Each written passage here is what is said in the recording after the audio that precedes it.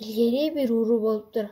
Ал айылдаштарынын, кошуналарынын малдарын жана акчаларын уурдап жашачу экен.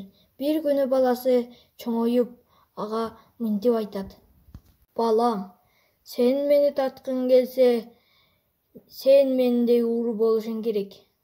«Ата, мен сиздей уру болгум келбейт». «Балам, сен менин айтканымды кылышың керек. Сен бүгүн түнү кошунанын сары уюн уурдап келесиң. Анан биз эртең аны союп жейбиз. Түшүндүңбү?» Баласы макул болуп, уйду алып келгени жөнөдү.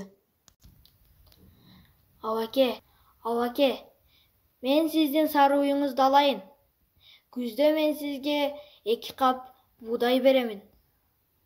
Макул, сен менин жалгыз сары уюмду аласың, бирок мага 2 кап буудай бересиң. Макул.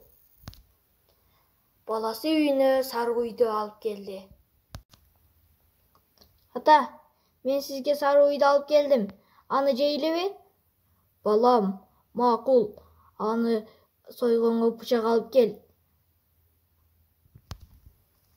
Ошентип алар уйду союшту. Бышырып жээрдин алдында баласы мына айтты: «Атаке, жээрдин алдында бир таразга түшүп көрбөйлүбү?» Атакеси макул болду. Ошентип алар таразага түшүштү. Ошентип алар өгүздү жеп жатып, атасы шашып, коркуп, бирөөгө көрүп калбасын деп жеди. А баласы болсо шашпай, беймарал жеди. Жеп бүткөн соң баласы кайрадан мындай деди: «Атаке, келиңиз, дагы таразага түшүп көрөлү. Кимибиз көбүрөөк салмак кошуппуз?» Атасы эч кандай салмак кошпоптур. А баласы болсо салмак кошуптур. «Балам, бул эмнеси? Мен салмак кошпой, сен салмак кошупсуң». «Атаке, сиз өгүздү жеп жатканда чочуп жедиз, а мен болсом чочубай, беймарал жедим. Анткени мен бул өгүздү 2 кап буудайга сатып алганмын». Балам, сен 2 кап буудайга сатып алган белең? Мен коркуп, чочуп жедим.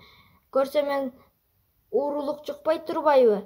Балам, уурулук кылбагын. Уурулук кылган жаман экен. Мен эми түшүндүм». Ошентип экөө ак эмгеги менен нан таап, көп бактылуу жашап калышыптыр.